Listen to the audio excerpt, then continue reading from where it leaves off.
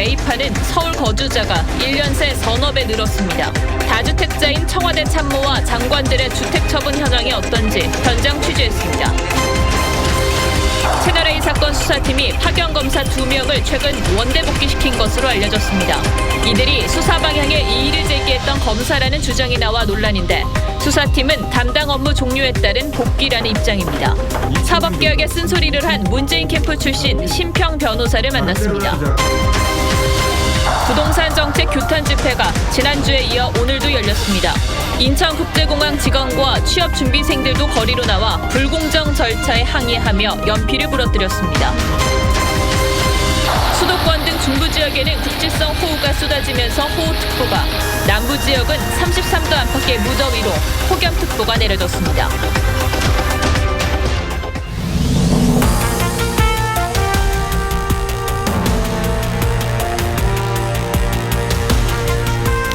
여러분 안녕하십니까? 박정훈입니다. 임대차법이 전격 시행되면서 집주인과 임차인 사이의 갈등이 곳곳에서 본격적으로 터져나오고 있습니다. 국민의 재산권을 제한하는 결정이 충분한 논의 그리고 국민적 합의가 부족한 상태로 내려지면서 이게 주택 임대 시장의 혼란으로 이어지고 있는 겁니다. 집주인은 직접 살겠다면서 내놓은 전세 매물을 거두기도 하고 세입자들은 나가라는 통보를 받으면 어쩌나 불안해하고 있습니다. 2년 뒤나 4년 뒤 걱정이 아니라 이 모든 게 당장 발등에 떨어진 불이라는 게 문제입니다. 오늘은 먼저 이정현 기자가 이런 갈등의 현장을 세밀하게 들여다봤습니다. 강남 8학군 수요가 많은 서울 개포동. 최근 임대차 계약 갱신을 포기하는 집주인들이 늘면서 전세 물량은 씨가 말랐습니다. 전세를 내놨던 분들이 물건을 걷어들이는 경우가 늘어나고 있고요. 아예 1, 2억씩 가격을 높여서 내는 경우도 있어요. 머리가 아프니까 차라리 세입자를 내보내고 직접 들어가서 살겠다는 분들도. 집을 비워달라는 임대인 요구에 임차인들은 계약갱신 권리를 행사하겠다거나 정말 집주인 가족이 들어와 사는지 감시하겠다고 맞서기도 합니다. 수천 가구가 한꺼번에 입주해 전셋값이 상대적으로 낮았던 재건축 단지 집주인들은 임대료를 5% 이내로 올리라는 게 당혹스럽습니다. 지금 현재가와 그 당시 전세가는 너무 차이가 있어서 5% 인상을 수용하기가 좀 어렵다고 가족이 여기에 이사 오는 걸 지금 심각하게 고려하고 있는 중입니다. 임차인들도 발을 동동 구르고 있습니다. 집값을 안 올리겠다고 저한테 얘기를 했는데 오히려 이 정책 때문에 올릴까봐 사실 제일 먼저 걱정이 되고 있어요. 혹시나 월세로 전환하면은 또 서울 외곽으로 나가야 되나 고민이 많아요.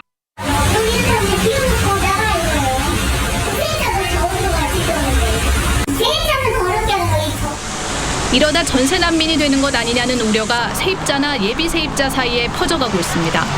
TV조선 이정현입니다. 이 엄청난 유동성에 정부의 공급 대책마저 제때 나오지 못하면서 백약이 무효라는 말이 나올 정도로 부동산 급등세는 잡히지 않고 있습니다. 오죽하면 집은 오늘이 제일 싸다 이런 말이 나올 정도겠습니까?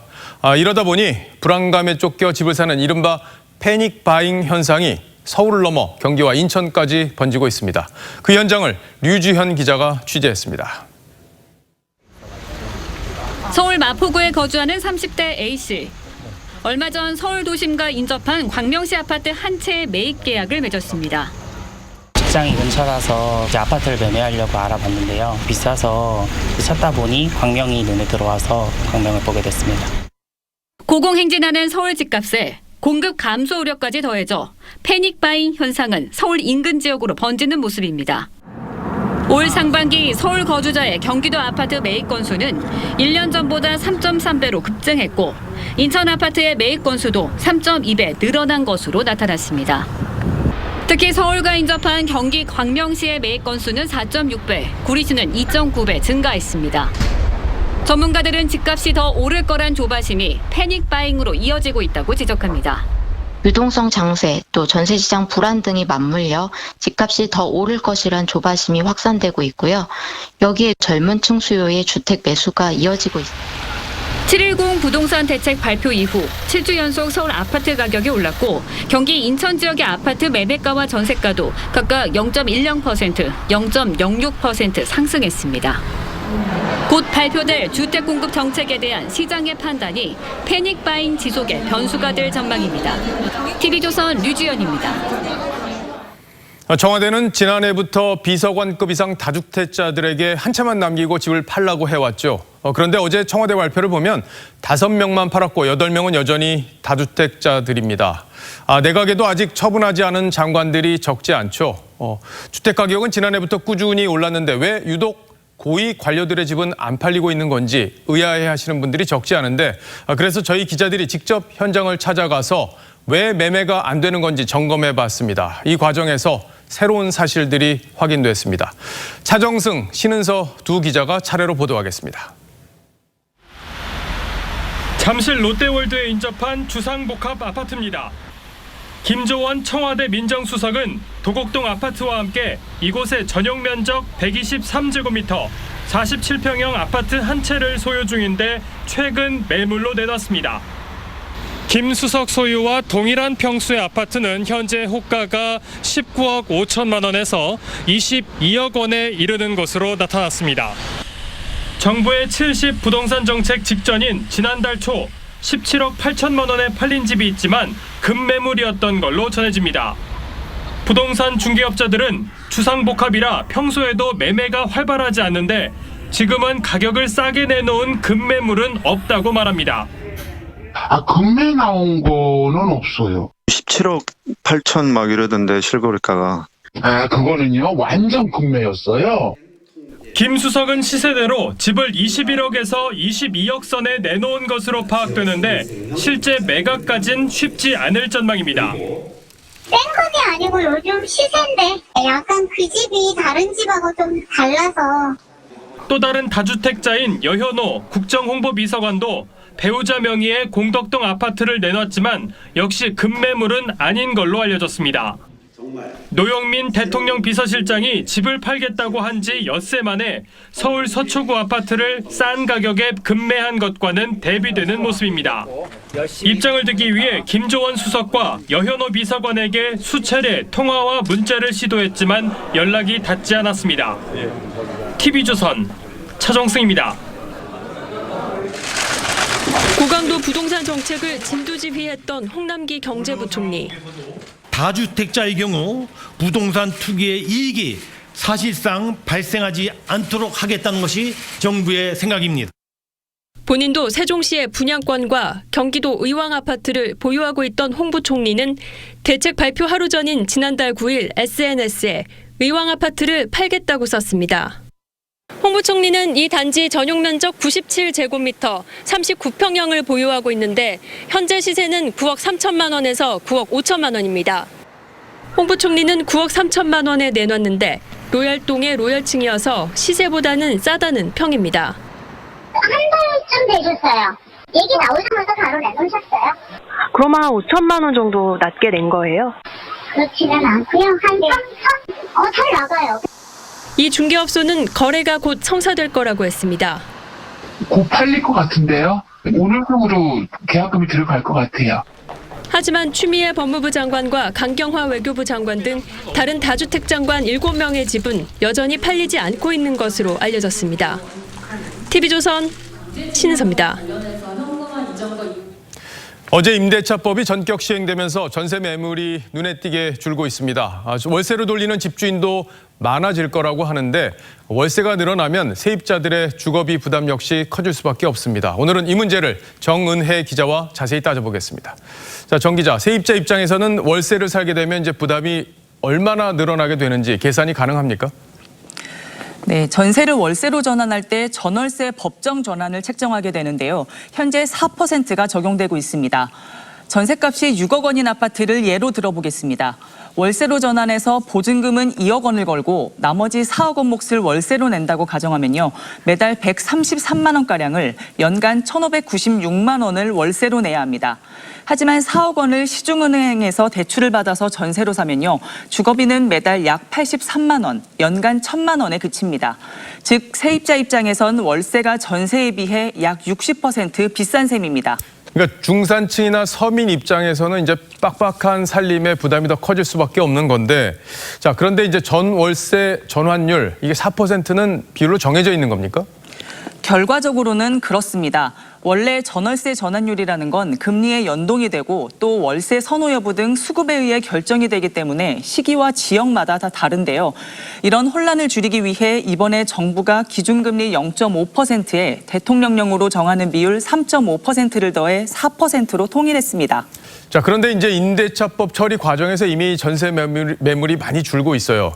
근데 여당에서는 이런 얘기도 나오더라고요. 집주인이 이제 전세를 끼고 집을 산 경우에 현금이 부족해서 월세로 돌리기가 어렵다. 그러니까 극단적으로 전세 제도가 실종될 거라는 주장은 맞지 않다. 이렇게 얘기가 나오고 있던데 이건 어떻습니까?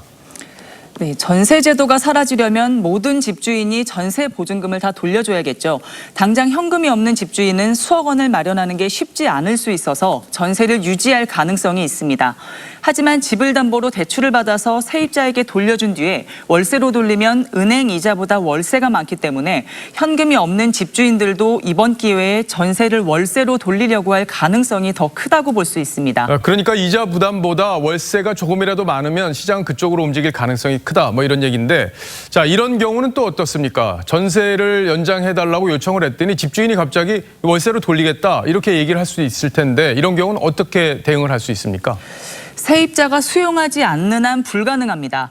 개정 법률상 갱신되는 임대차는 전 임대차와 동일해야 하는데요. 이때도 전월세 상한제에 따라 5% 이상 올리지 못합니다. 자, 이번에 통과된 법을 보면 이제 집주인이 내가 이제 살 거야. 내 가족이나 내가 살 테니까 당신 좀 나가주세요라고 얘기할 경우에는 전세 계약이 해지된다 이렇게 법으로 돼 있는데 이게 실제 집주인이 와서 사는지 어떻게 확인하느냐 이런 논란도 있더라고요.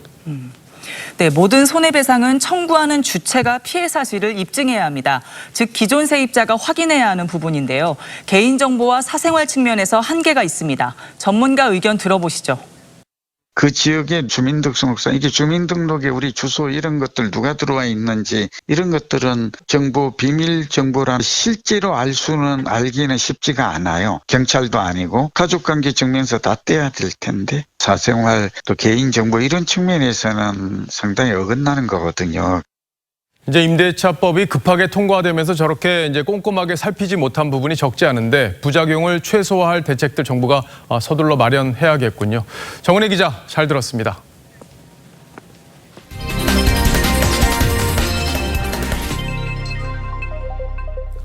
이 22번이나 이어진 부동산 정책에도 집값, 전셋값 다 오른 데다 그리고 임대차법까지 통과되면서 전세 매물까지 줄어들고 있죠. 집을 가진 사람이나 새 들어 사는 사람 모두 큰 고통을 받고 있습니다. 오늘도 서울 도심에는 부동산 실책 탓에 삶이 팍팍해졌다고 호소하는 시민들이 뛰쳐나왔습니다. 서영일 기자가 현장을 다녀왔습니다. 빗방울이 떨어지는 궂은 날씨에도 정부 부동산 대책에 반대하는 인터넷 카페 회원들이 속속 모여들었습니다. 한 손에는 피켓을, 다른 손에는 우산을 들고 정부의 부동산 정책을 비판했습니다. 사유재산 강탈 정부 민주 없는 독재 정부. 이들은 지난 주말에 이어 오늘도 거리로 나왔습니다. 참가자들은 정부가 징벌적 세금 폭탄으로 국민을 고통 속으로 몰아넣고 있다고 비판했습니다. 집회 참가자들은 정부가 임대사업자를 투기꾼으로 매도한다고 주장했습니다. 집 가진 우리들을 갑자기 투기꾼, 죄인, 적폐로 몰고 다주택자들 투기 범죄자로 몰아서 또 정부의 부동산 대책이 서울의 아파트 값을 폭등시켰다고 주장했습니다. 지난달 31일 공포된 이른바 임대차 3법에 대한 불만도 쏟아냈습니다. 그러면 임대인들은 또 거기서 또 살아남아야 되잖아요.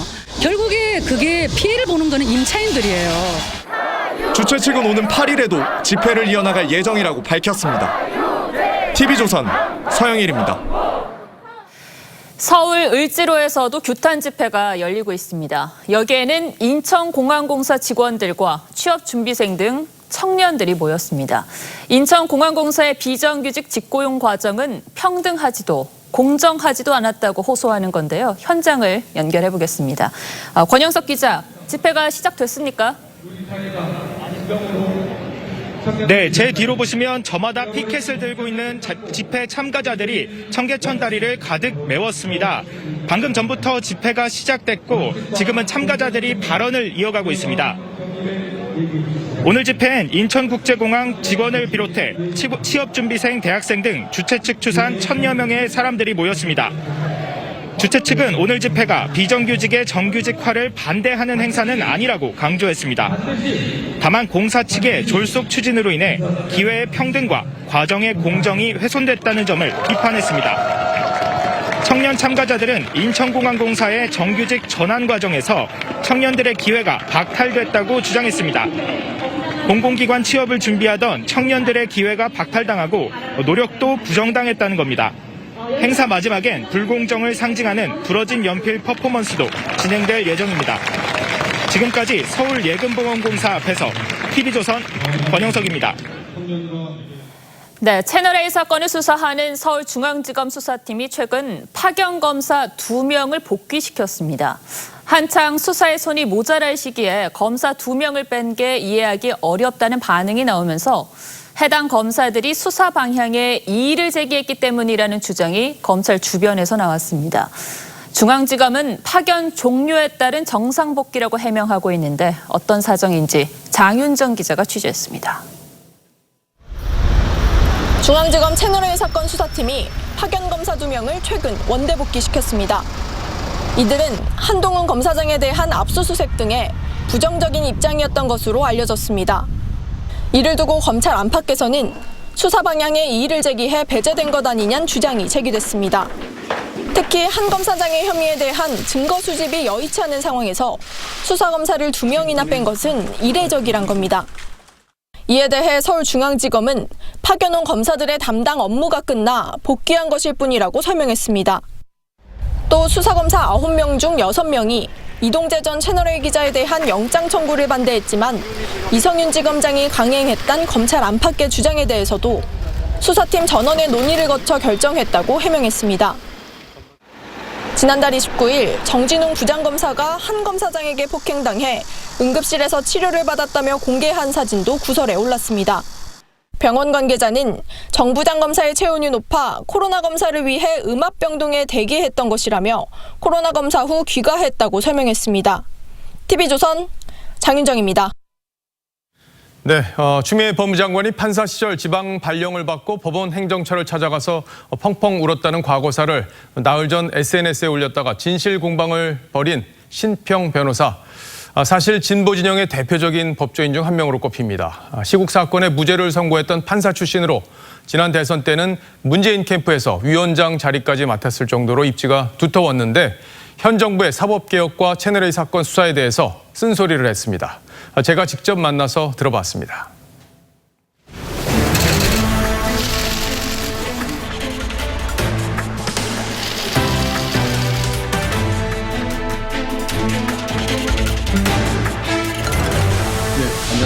안녕하십니까. 오신데 시간 내주셔서 감사합니다. 사실 이제 변호사님 하면은 문재인 정부를 어떤 탄생시킨 그런데도 역할을 적지 않게 하신 분으로 저도 기억하고 있고요. 지금 현재 문재인 정부에서 하고 있는 여러 가지 개혁 조치들이나 이런 거에 대해서는 동의하시나요? 코로나 사태를 잘 극복을 했고 또 우리 사회의 약자들, 소외자들 막 그런 배려를 많이 하려고 노력하고 문재인 정부는 모든 것이 잘못했다. 비관적인 견해를 가지고는 뭐 있겠냐. 그래서 우리가 또 문재인 정부를 잘 할 수 있도록 그런 방향성을 우리가 좀 더 심어주자.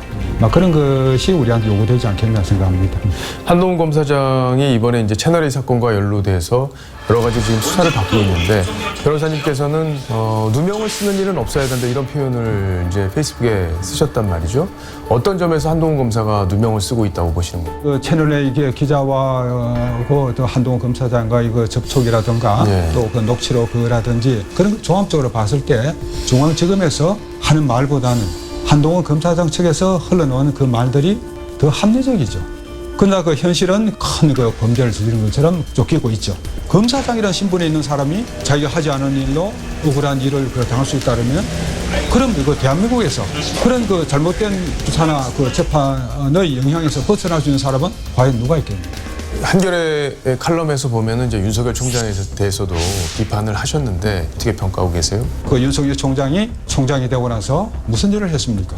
많은 자기 그 수하들을 요직에 심어놨죠. 이런 그 한국 사회의 가장 큰 병폐인 영고주의 이것에 함몰되어 있는 것입니다. 뭐 그렇다고 해서 제가 윤 총장에 대해서 그 비관적으로 보는 건 아닙니다. 지금 법무부 검찰개혁위원회에서 개혁을 권고한 안을 보면 뭐 총장으로부터는 직권을 뺐고 그걸 사실상 그 위에서 법무장관이 지휘하도록 지금 권고안을 냈단 말이죠. 이 부분도 결국에는 정권의 검찰을 예속시키는 결과를 가져온다 이렇게 판단하시나요? 분명하지 않습니까? 또 그 안이 그 계획이 그 노리는 것은 무엇입니까? 윤석열 검찰총장 한 사람을 완전히 모든 조직에서 그 단절시켜 버리겠다. 이 그 한 개인의 초점을 맞춘 개혁이 어떻게 국가의 그 사법 개혁이 될 수가 있겠습니까? 조국 전 장관의 그 일가에 대한 수사가 개시되고 나서부터 그 검찰의 권한 행사를 약화시키는 방향으로 그 계속 그 추진해 왔죠. 이 정부에서 그런 민주적 통제는 관심이 없고 검찰을 권력에 복종시키는 방향으로 지금까지 해온 것은 상당한 그 잘못이라고 생각합니다. 이번 사법개혁이나 이런 수사권 조정을 통해서 경찰 권력이 굉장히 비대해질 거다 이런 예상 이런 것들이 나오고 있습니다. 우리 그 일제시대 때 경찰에 의해서 얼마나 당했습니까? 경찰 그 형사 말만 들어도 아이들 울음 거쳤죠. 그런 반성적 고려에서 이 검찰이 경찰을 그 통제해야 되겠다.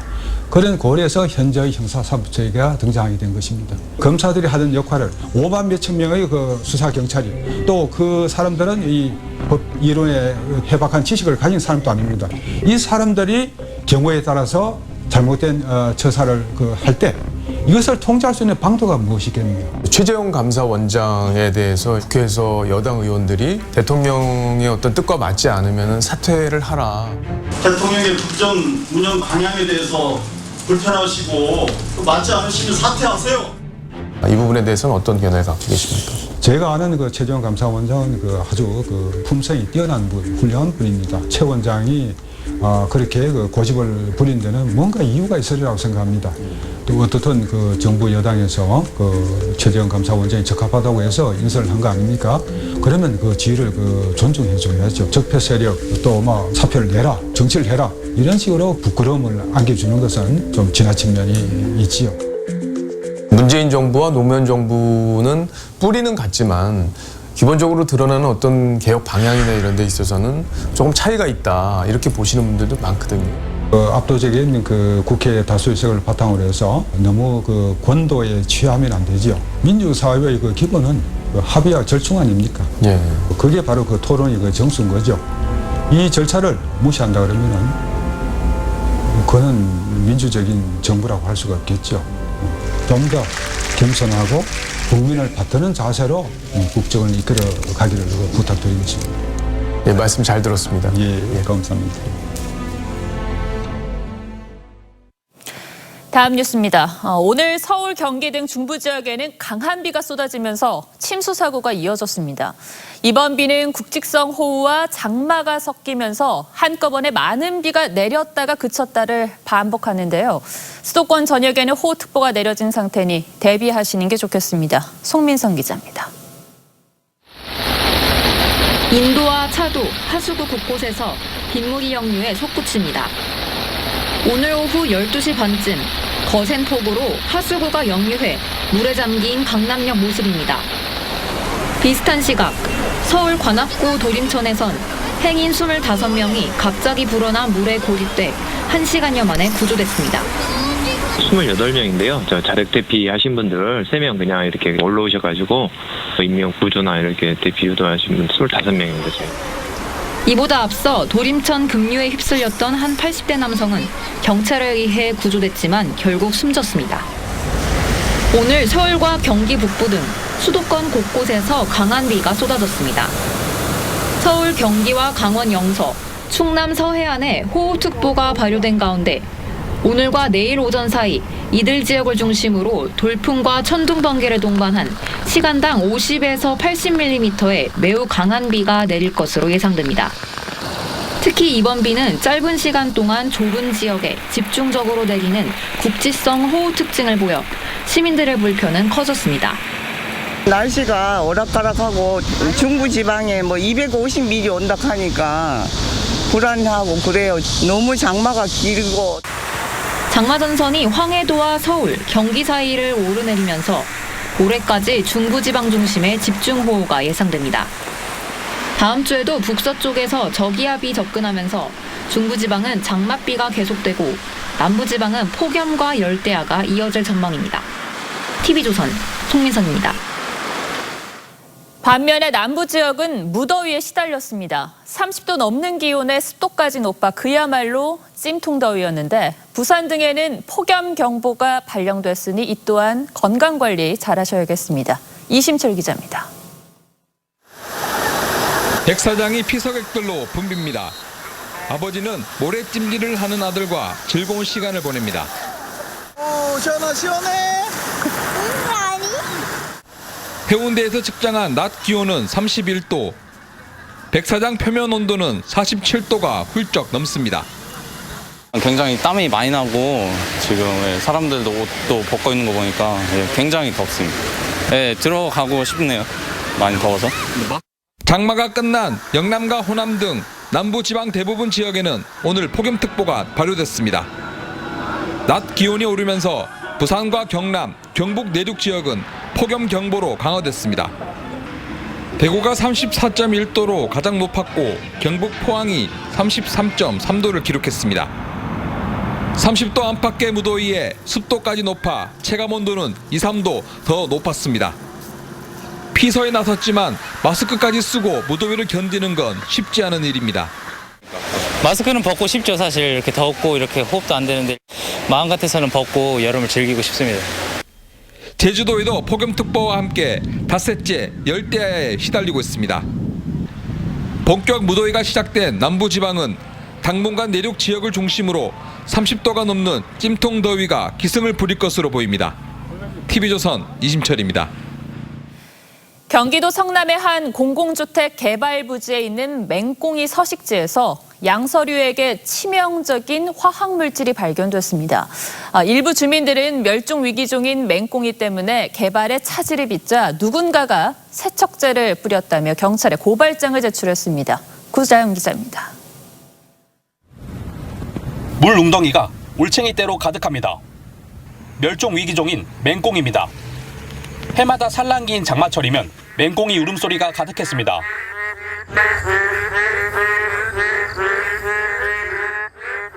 그런데 올해 장마철에 맹꽁이 울음소리가 크게 줄었고 서식지를 살피던 한 주민이 세척제 용기 5통을 발견했습니다.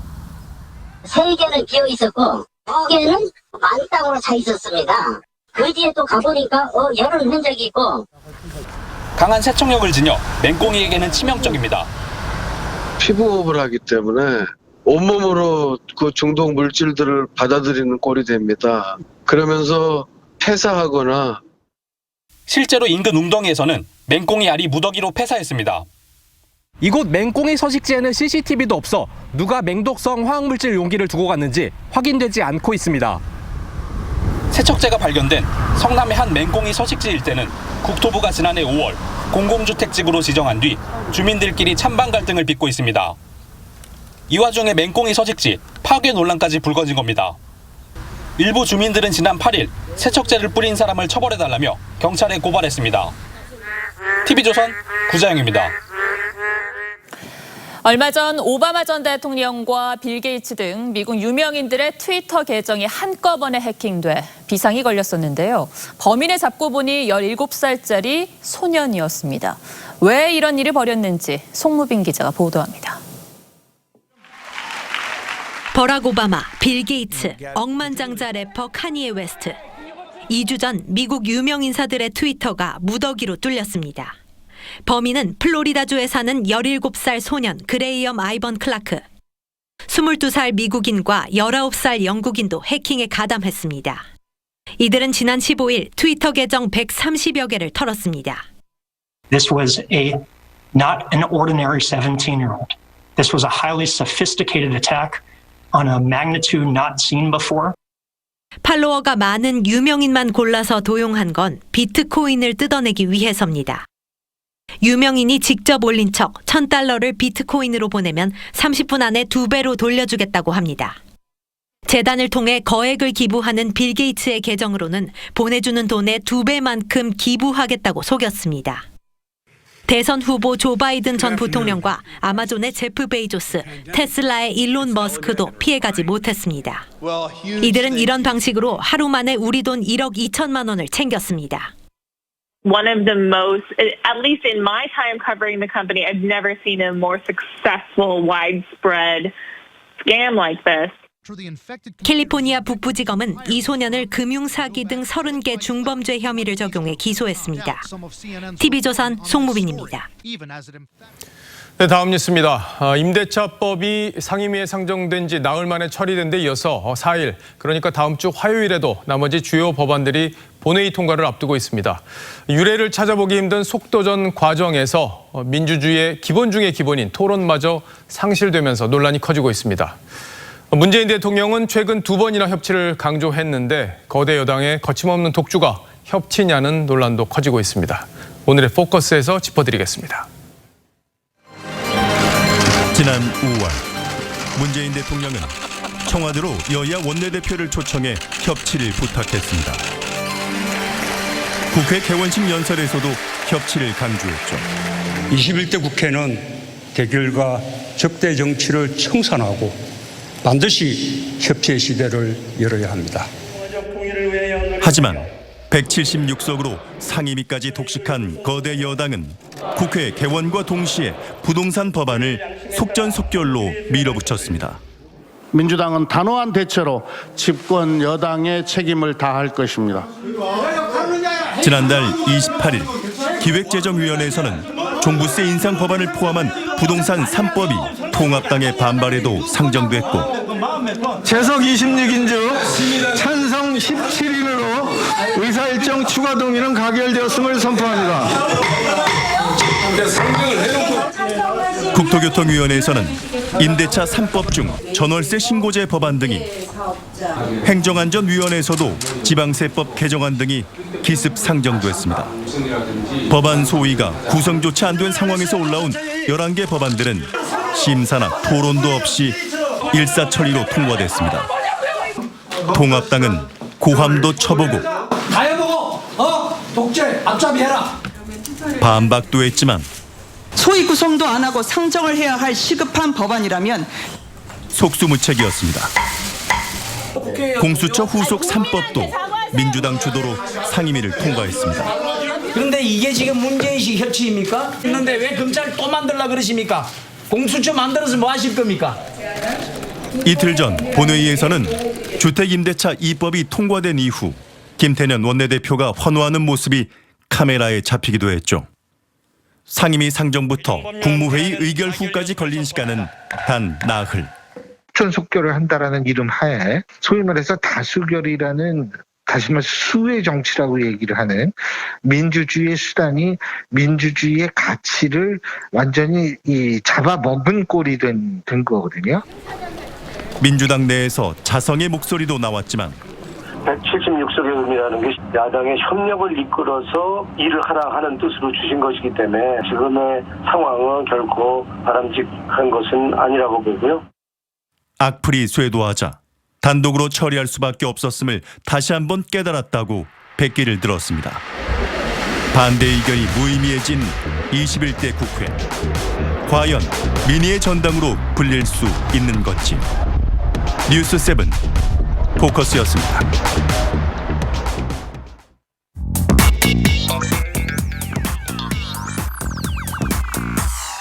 뉴스야 시작합니다. 정치부 김정우 기자 나와 있습니다. 첫 번째 물음표부터 보죠. 네, 첫 번째 물음표는 윤희숙 전략으로 돌파구라고 정해봤습니다. 예, 그제 윤희숙 의원의 본회의 연설이 아주 인상적이었다, 이런 평가들이 많이 나오고 있는데, 이 사실 거대 여당을 야당이 지금 견제하는 수단, 이게 마땅치가 않습니다.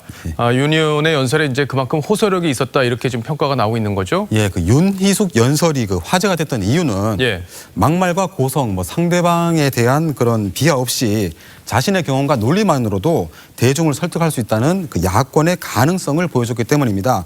지금까지 야당하면 정부 여당을 향해서 극렬하게 저항한다든지 뭔가 일을 이제 그렇게 해야지 일을 한다는 인상이 있었는데, 국민들은 저항의 방식보다는 내용을 좀 더 중요하게 보고 있다는 거겠죠. 그래서 당 지도부도 아마 차분하고 담담하더라도 내실 있는 투쟁을 이렇게 주문하고 있습니다. 예.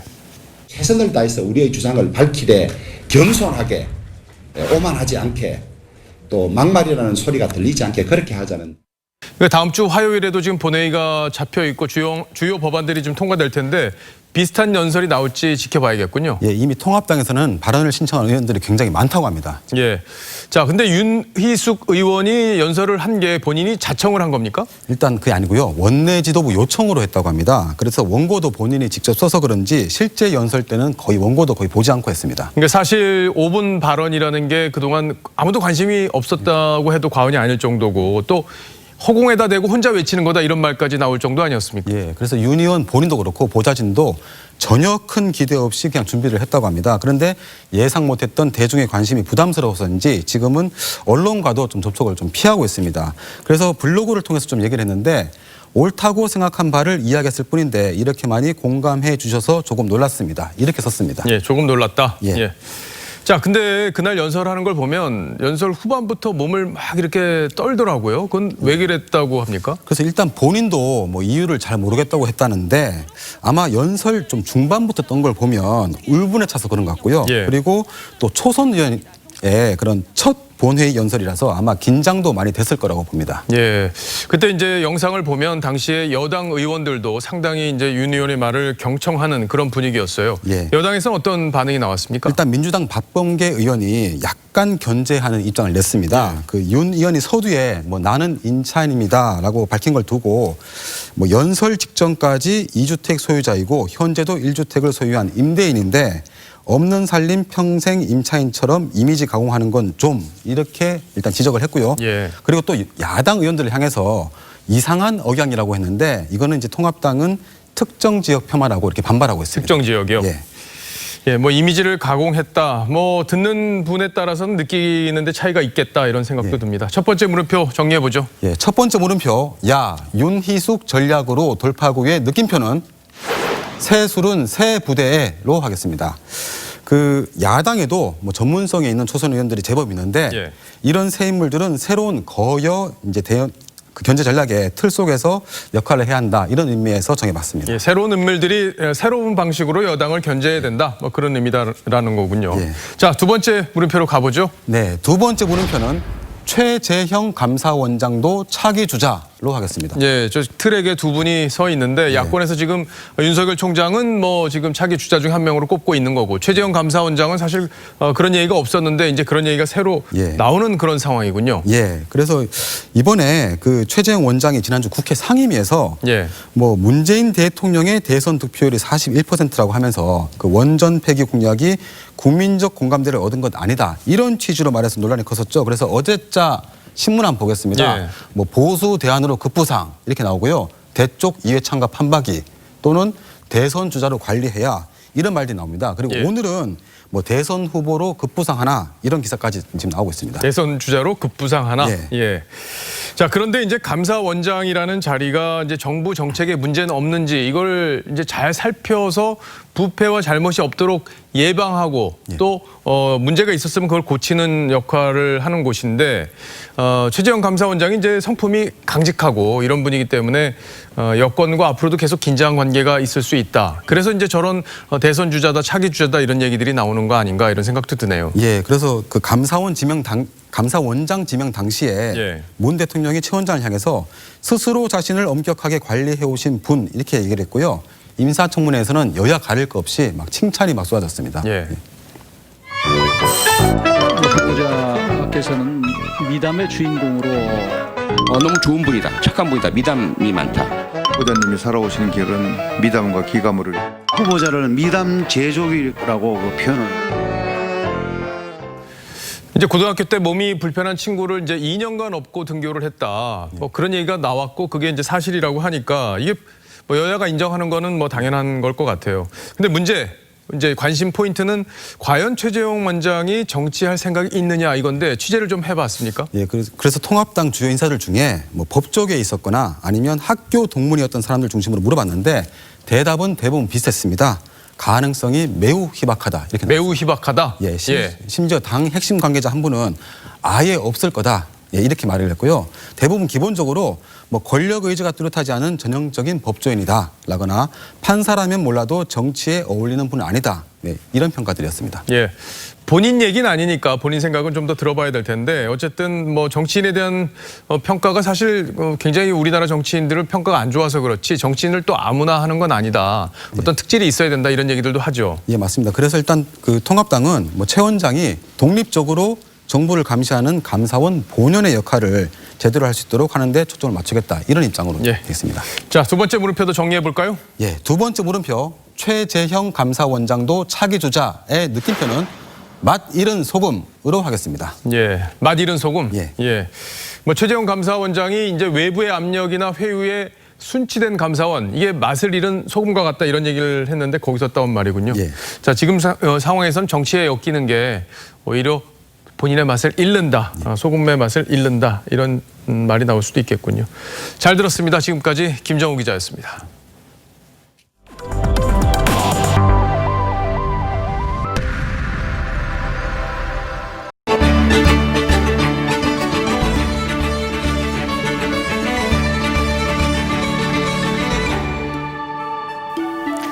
중국 소설 아큐 정전의 주인공인 아큐는 독특한 사고 방식으로 살아갑니다.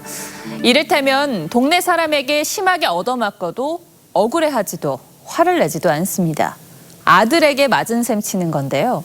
아들뻘 되는 사람과는 싸울 필요가 없으니 내가 맞기는 했지만 나는 진 게 아니라는 겁니다. 작가 루시는 이걸 정신승리법으로 불렀습니다.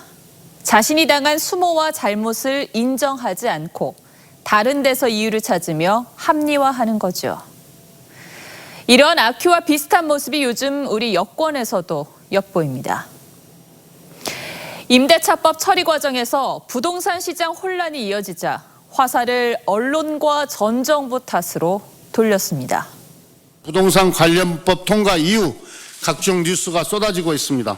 그러나 일부 보도에는 침소 봉대하는 과장 뉴스도 포함되어 있고 전 정부에서 모든 부동산과 관련한 규제들이 다 풀어진 상태에서 저희가 받았기 때문에 자금들이 다 몰리는 그런 시점이었죠. 책임 전가의 화살이 전 정권을 넘어 박정희 정부까지 거슬러 올라가기도 했지요. 추미애 장관은 부동산 폭등이 금융과 부동산이 한 몸이기 때문이고 이것은 박정희 시대 이래 택지 개발을 하면서 만들어진 체제라고 했습니다. 그러자 단군 할아버지가 이 좁은 땅에 터를 잡은 탓이라는 웃지 못할 말까지 나옵니다. 집권 4년 차, 정부 정책의 효과가 시장에 나타나는데 부족한 시간은 아닐 겁니다. 그런데도 자꾸 과거에서 문제를 찾는다면 책임 회피에 불과합니다. 1990년대 차량 뒷유리에 붙였던 이 스티커를 기억하십니까? 김수환 추기경이 남 탓하기 전에 자신부터 돌아보자면서 시작한 내 탓이요 운동이었습니다. 내 잘못을 고백하기는 참 어렵고 남 탓하기는 편하고 싶습니다. 이게 인간의 본성일지도 모르겠습니다. 그러나 다수 의석을 가진 여당과 막강한 힘을 가진 정부가 남탓 바이러스에 감염된다면 이 나라는 누가 책임지나요? 앵커가 고른 한마디는 김수환 추기경의 내 탓이요였습니다.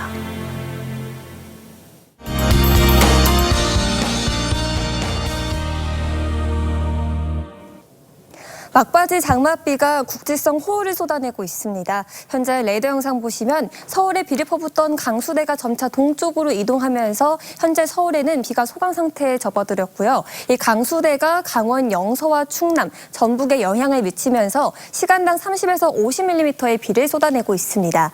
이 비가 잦아든 듯 하다가도 다시 호우가 쏟아지기를 반복하고 있어서 안심하기는 이릅니다. 내일 오전까지 서울과 경기도, 강원 영서와 충남 서해안을 중심으로 시간 시간당 50에서 80mm의 장대비가 쏟아지겠고요. 또 오늘 밤까지 전라 서해안에도 시간당 30mm 안팎의 매우 많은 비가 쏟아지겠습니다. 모레까지 수도권과 강원 영서, 충청도에 50에서 150mm의 비가 오겠고요. 또 강원 영동과 전북, 경북 내륙에도 20에서 60mm의 비가 더 오겠습니다. 중부지방과 달리 장마철에서 벗어난 제주와 남부지방 그리고 강원 동해안 지역은 곳곳에서 폭염특보가 발효 중입니다. 내일 지역별 한낮 기온 보시면 강릉이 31도, 제주 33도, 대구 34도까지 치솟겠고요. 반면 중부지방의 더위는 잠시 숨을 고르겠습니다. 날씨였습니다. 뉴스7 여기서 마치겠습니다. 시청해주셔서 고맙습니다.